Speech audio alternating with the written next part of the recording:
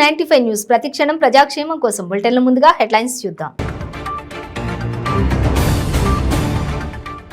LB Nagar flyover ఘటనలో గాయపడ్డ వారిని పరామర్శించిన మంత్రి కేటీఆర్. ప్రభుత్వం గాయపడిన వారికి పూర్తి అండగా ఉంటుందని భరోసా.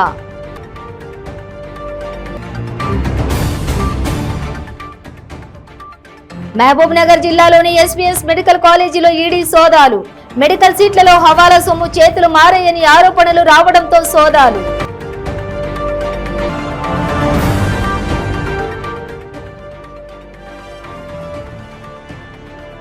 సిఎల్పి నేత భట్టి విక్రమార్క అస్వస్థత. మరో 2 రోజులు విశ్రాంతి అవసరమన్న వైద్యులు.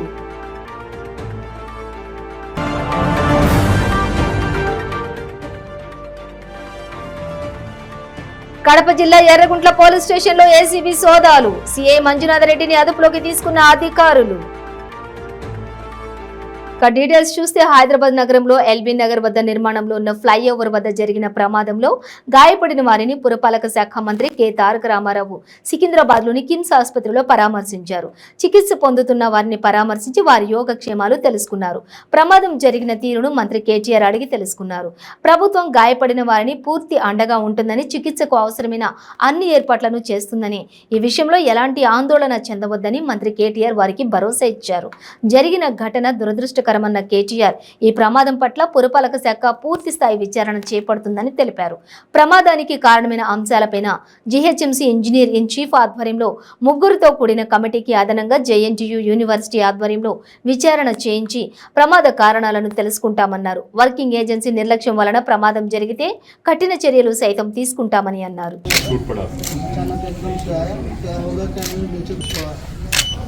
पूरा मशीन स्कैनिंग वाली करें अंदर पूरा मशीन से फैमिली का जी पूरा उनको इन्फॉर्मेशन भी दिया. अगर कोई भी चीज़ ज़रूरत हो बता दीजिएगा, सारे चीज़ का इंतजाम हो जाएगा. बेफिक्र रहिए, ठीक है. जल्दी जल्दी बेटर हो जाएगा. थैंक यू रवि ना, थैंक यू. మహబూబ్ నగర్ జిల్లా కేంద్రంలోని ఎస్వీఎస్ మెడికల్ కాలేజీలో ఈడీ సోదాలు నిర్వహించింది. 2 వాహనాల్లో వచ్చిన ఈడీ అధికారులు సోదాలు చేశారు. మెడికల్ సీట్లలో అవకతవకలు జరిగాయన్న ఆరోపణలతో ఈ దాడులకు దిగిందని సమాచారం.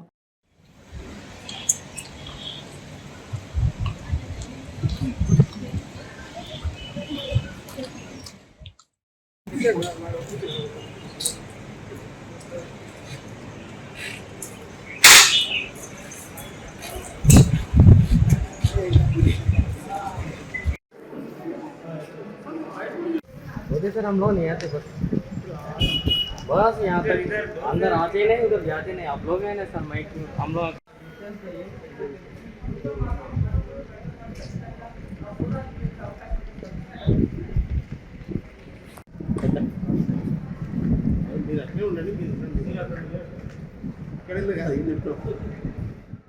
సిఎల్పి నేత భట్టి విక్రమార్క అస్వస్థతకు గురి కావడంతో పాదయాత్ర వాయిదా పడింది. మరో 2 రోజులు ఆయనకు విశ్రాంతి అవసరమని వైద్యులు తెలిపారు.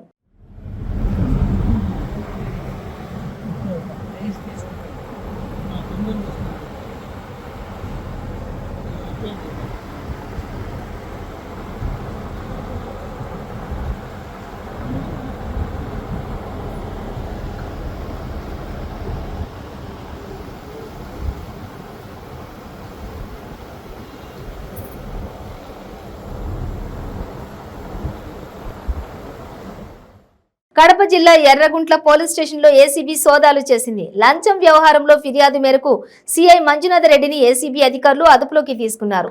సీఐకి మధ్యవర్తిగా వ్యవహరిస్తూ లంచం తీసుకుంటుండగా జిలానీ అనే వ్యక్తిని రెడ్ హ్యాండెడ్ గా ఏసీబీ అధికారులు పట్టుకున్నారు.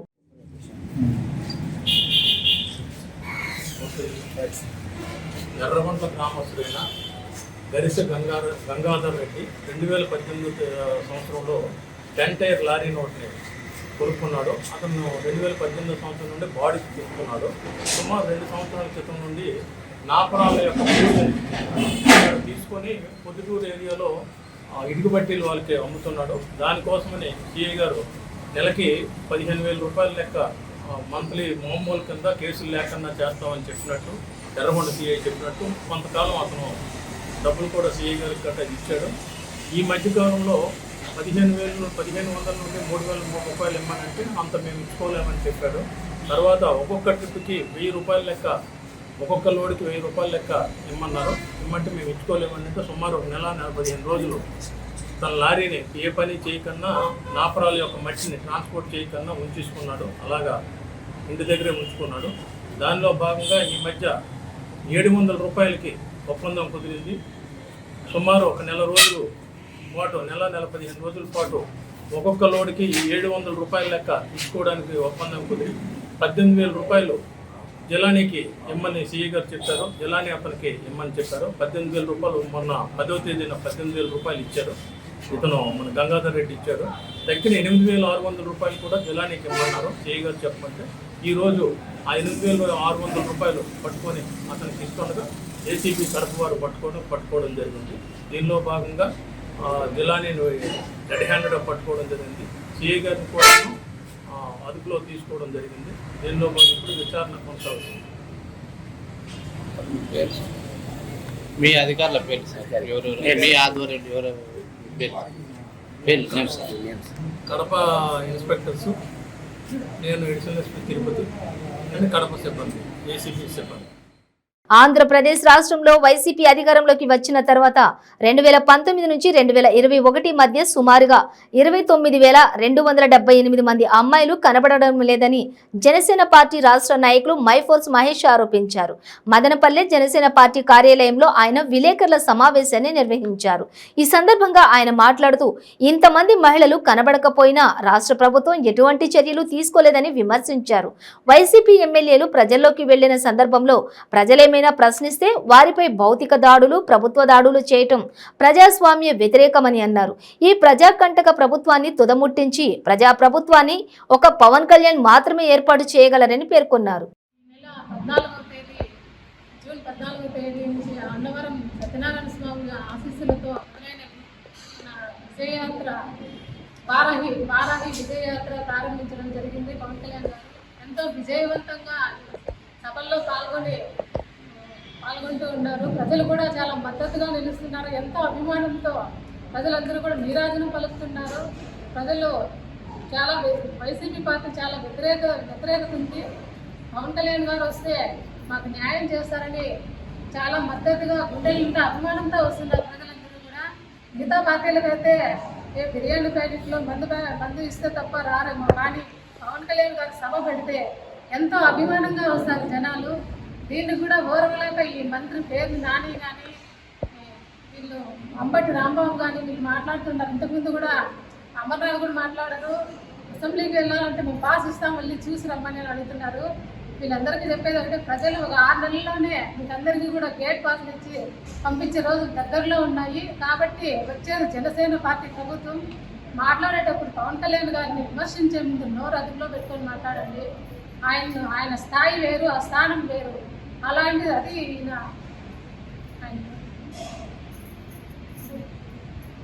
చంద్రశేఖర్ అని మాట్లాడుతూ ఉన్నారు.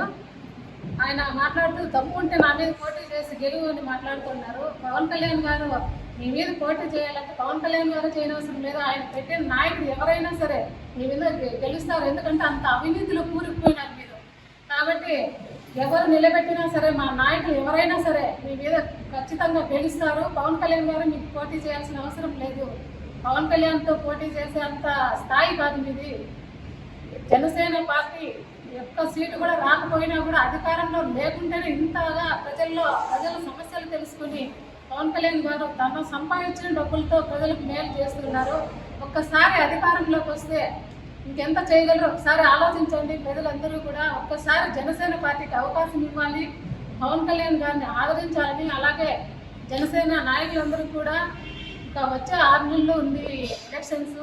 మీ నియోజకవర్గాల్లో అంతా కూడా ఈ జనసేన పార్టీ సిద్ధాంతాలని, పవన్ కళ్యాణ్ గారిని ఆశయాలను తీసుకెళ్ళి అందరికీ తెలియజేసి భారతదేశ ప్రధాని నరేంద్ర మోడీ 9 సంవత్సరాల పరిపాలనలో పారదర్శకంగా అమలు చేసిన ప్రభుత్వ పథకాలు, కరపత్రాలు, స్టిక్కర్లను భారతీయ జనతా పార్టీ కొమరం భీం జిల్లా బెజ్జూరు మండలం అధ్యక్షుడు జాడి దిగంబర్ ఆవిష్కరించారు.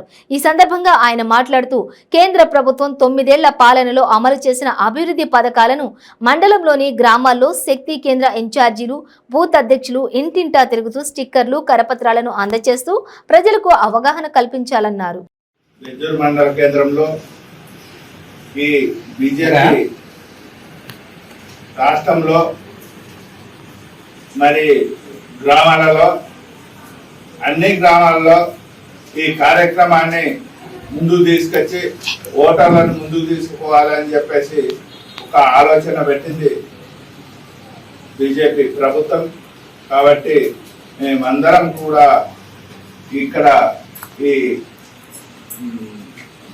మండల అధ్యక్షుని అధ్యక్షతన ఈ సమావేశం ఇన్ఛార్జీలకు వీళ్లకు ప్రతి ఒక్క విలేజ్ లో పెట్టడం జరుగుతున్నది. విలేజ్ వాళ్లకు పెట్టడం జరుగుతున్నది. ఆ ఉద్దేశించి అందరం కూడా ఈ సమావేశాన్ని ముందుకు తీసుకోవడానికి ప్రతి ఒక్క ఊర్లో మనము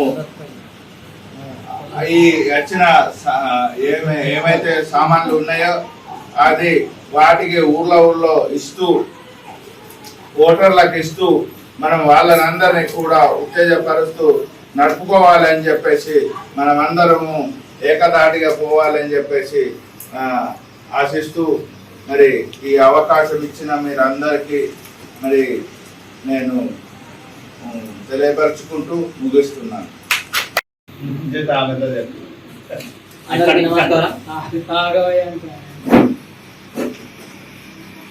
బీజేపీ యొక్క ముఖ్య ఉద్దేశం ఏంటంటే నరేంద్ర మోడీ గారు 9 సంవత్సరాల పరిపాలనలో ఏమేమి అభివృద్ధి పథకాలు చేసిందని చెప్పేసి కొంతమంది తెలియకపోవడం వల్ల ఈ రాష్ట్ర వ్యాప్తంగా బండి సంజయ్ అన్న గారు ప్రవేశపెట్టినటువంటి ఈ కార్యక్రమంలో బీజేపీ ఇంతకుముందే కార్నర్ మీటింగ్ జరపడం జరిగింది.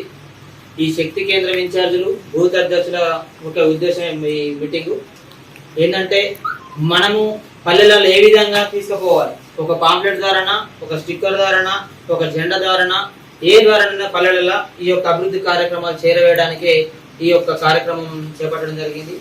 దీనికి మీ అందరూ మండల అధ్యక్షత వహించినటువంటి డాక్టర్ దిగంబరన్న గారికి, మెసరం రాయరామన్న ఆదివాసీ మండల అధ్యక్షులు, మన సీనియర్ నాయకులు లింగాల శంకరన్న గారికి, మన తాళ్ళ రామన్న గారికి అందరికీ పేరున ధన్యవాదాలు తెలియజేస్తూ ఈ యొక్క ఉద్దేశం ఏంటంటే ఇప్పుడైతే మనం అధ్యక్షులు మనకు బూత్ అధ్యక్షులకు శక్తి కేంద్రాల ఇన్ఛార్జ్లకు మనకు కరపత్రాలు ప్లస్ స్టిక్కర్లు, టోపీలు, కండువలు, బిల్లలు అన్నీ మనకు సప్లై చేయడం జరుగుతుంది.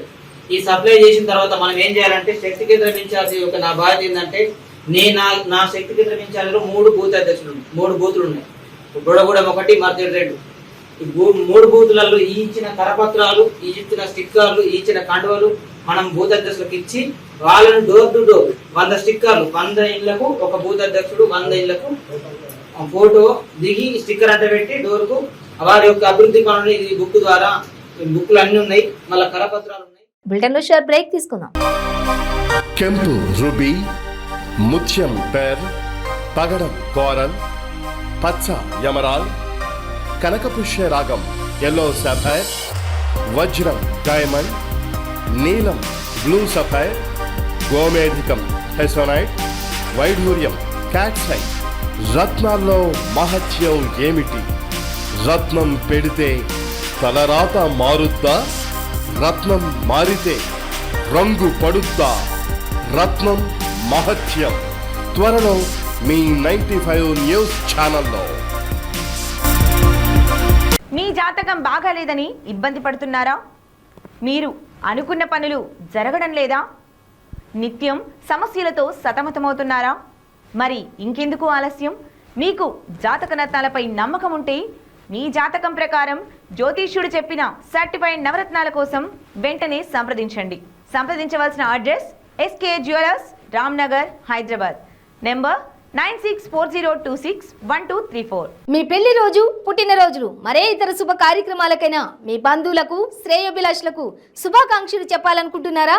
మీ ఇంట్లో జరిగే శుభకార్యాలను టీవీలో చూడాలనుకుంటున్నారా? అయితే ఆలస్యం ఎందుకు? 95 న్యూస్ అందిస్తోంది మీకు ఆ అద్భుతమైన అవకాశం. ఆలస్యం ఎందుకు? స్క్రీన్ పై కనిపించే ఈ నంబర్కు వెంటనే డయల్ చేయండి. మీరు చెప్పే శుభాకాంక్షలు ప్రత్యక్ష ప్రసారంలో చూడండి. మీరు డయల్ చేయవలసిన number 9912696750. Welcome back to 95 news. పశ్చిమ గోదావరి జిల్లా భీమవరం పట్టణంలోని వెంకటేశ్వర ట్రేడర్స్ బ్లీచింగ్ గోడౌన్లో భారీ అగ్ని ప్రమాదం జరిగింది. ఫైబర్ సిబ్బంది 4 ఫైర్ ఇంజన్లతో మంటలను అదుపులోకి తెచ్చారు. సుమారు 1.5 కోటి నష్టం వాటిల్లిందని అంచనా వేశారు. భీమవరం పట్టణంలో నర్సరీ అగ్రహారంలోని శ్రీనివాస ట్రేడర్స్ చెందినటువంటి షాప్ యజమాని అయినటువంటి కటవర్తి సునీల్ కుమార్ చెందినటువంటి బ్లీచింగ్ గోడౌన్, మరి దాంట్లో శానిటరీ ఎక్విప్మెంట్ ఉన్నటువంటి ఒక గోడౌన్ 7 గంటల ఆ ప్రాంతంలో అనుమానం వచ్చి అతను మన ఫైర్ వాళ్ళకి ఇన్ఫార్మ్ చేయడం జరిగింది. అయితే వీళ్ళు దానికి సంబంధించినటువంటి ఫైర్ ఏదైనా నివారించడానికి చర్యలు తీసుకునే లోపు ఒక్కసారిగా గోడౌన్ నుంచి మంటలు ఎగిసిపడి పూర్తిగా గోడౌన్ అంతా కూడా దగ్ధమైంది. సుమారు 1.5 కోటి ఆస్తి నష్టం వాటిల్లిందని చెప్తున్నారు భవన యజమాని. అయితే అదృష్టశాత్తు ఏంటంటే ఇటువంటి ప్రాణ నష్టం కానీ లేకపోతే ఏ విధమైన గాయాలు అవడం కానీ చుట్టుపక్కల ప్రజలకి కానీ ఇబ్బంది లేకుండా అయింది. కొద్దిగా స్మెల్ రావడం వల్ల చుట్టుపక్కల ప్రజలు కాసేపు ఇబ్బంది అనిపించింది. ఇప్పుడు అసలు ఏ విధమైన ఇబ్బంది కూడా లేదు. ఇప్పుడు బ్లీచింగ్ స్మెల్ కొద్దిగా అధిక రావడం వల్ల ఇబ్బంది పడ్డారు.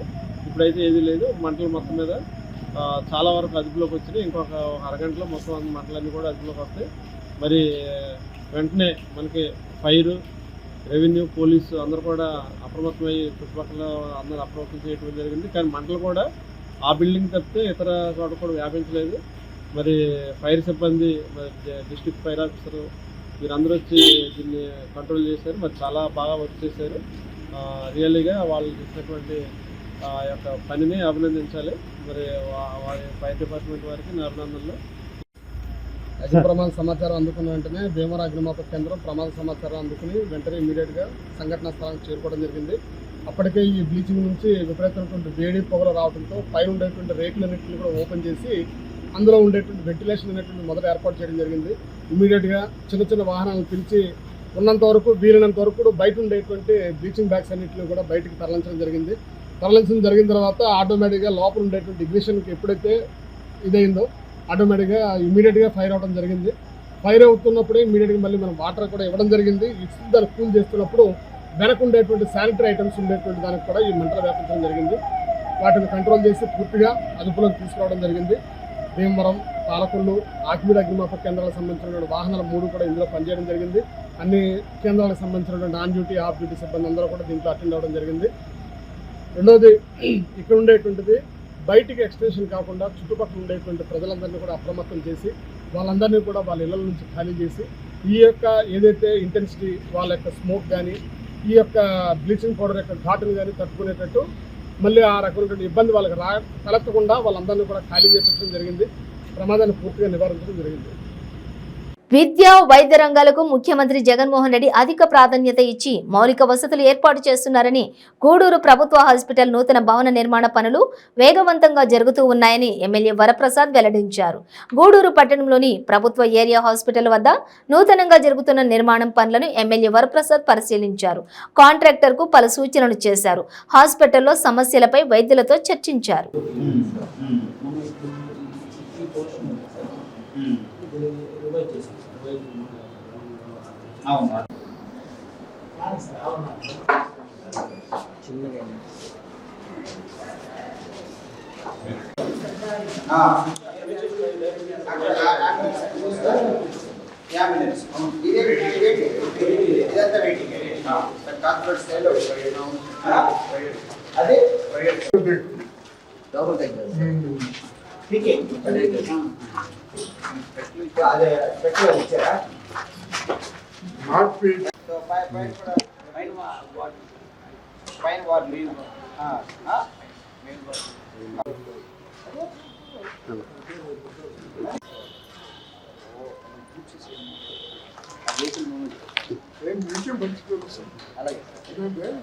కోట్ల హాస్పిటల్ బిల్డింగ్ ఎంతవరకు వచ్చింది ఏంటి అని చెప్పి తెలియడానికని చెప్పి మా నాయకులందరినీ కూడా పిలవడం జరిగింది.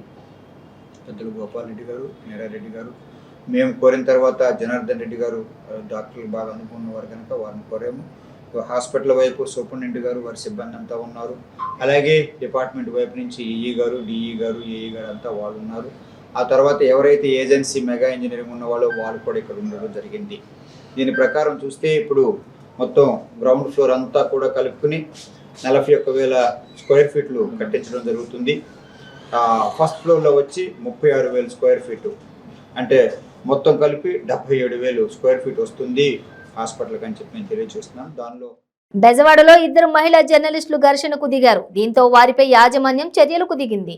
2 ప్రముఖ ఛానళ్లలో పనిచేస్తూ ఈ విధంగా రోడ్డున పడడంపై జర్నలిస్టు సంఘాలు సైతం ఆగ్రహం వ్యక్తం చేస్తున్నారు. చెప్పు, ఎందుకు చేస్తావు? ఎందుకు ఇలాంటి పనులు చేస్తావు? చెప్పు, ఎందుకు చేస్తావు ఇలాంటి పనులు? ఎందుకు తెచ్చి పెడతావు కెమెరా ముందు లోగోలు? ఒకరు చేస్తుంటే ఇంకొకరికి వెయిట్ చేయాలని తెలీదా? నువ్వు చేస్తుంటే నేను వెయిట్ చేయలేదా? చాలా సార్లు వెయిట్ చేసి తీసుకోలేదా? మొన్న ఎమ్మెల్యే సెలక్షన్ అప్పుడు నువ్వు అంత 15 నిమిషాలు 20 నిమిషాలు చేస్తావు, అయినా కూడా పక్కన నిలబడలేదా? తెచ్చి పెట్టానా? నీలాగా కొడతానా? ఫీల్డ్ లో కొడతామా? కెమెరామ్యాన్లని నన్ను గిచ్చుతావు, అంతమంది ముందు గిచ్చినావు. ఆ రోజు నిన్ను తిట్టినా కదా, సిగ్గు లేకుండా నవ్వినావు ఆ రోజు. ఇంకా మాట్లాడుతుంది కదా. ఈ లోగో పెట్టినప్పుడు ఆమె కెమెరా ఉందా? ఈ లోగో ఇట్లా పెట్టి నువ్వు ఊరుకుంటావా? కెమెరామెన్ గా కోటి కెమెరా పెట్టి నువ్వు కెమెరా ఊరుకుంటావా? అందరు కాదు, ఫస్ట్ ఎవరు పెట్టారబ్బా? ఫస్ట్ ఎవరు పెట్టారు చెప్పు. నువ్వు పిలవలేవా? ఆమె పిలిచావు కదా, రండి మేడం, కెమెరా కూడా లేదు మేడం, రండి మేడం అని పిలిచావా లేదా? మాటలు మార్చేస్తారు. ఏది మాటలు మార్చేస్తారు? మొన్న మా ఎంపీ రావు వచ్చి అడిగితే మాటలు లేవు ఈమె దగ్గర.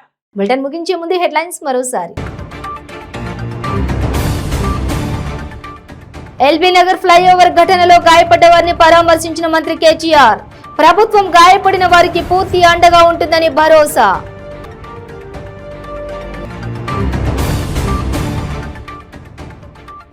మహబూబ్ నగర్ జిల్లాలోని ఎస్వీఎస్ మెడికల్ కాలేజీలో ఈడీ సోదాలు. మెడికల్ సీట్లలో హవాలా సొమ్ము చేతులు మారాయని ఆరోపణలు రావడంతో సోదాలు.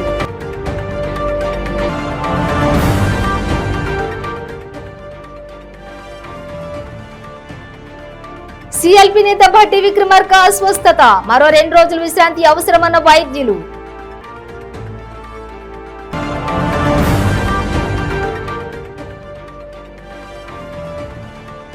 కడప జిల్లా ఎర్రగుంట్ల పోలీస్ స్టేషన్లో ఏసీబీ సోదాలు. సీఐ మంజునాథ్ రెడ్డిని అదుపులోకి తీసుకున్న అధికారులు. ఇవి బులెటిన్ డీటెయిల్స్. చూస్తూనే ఉండండి 95 న్యూస్.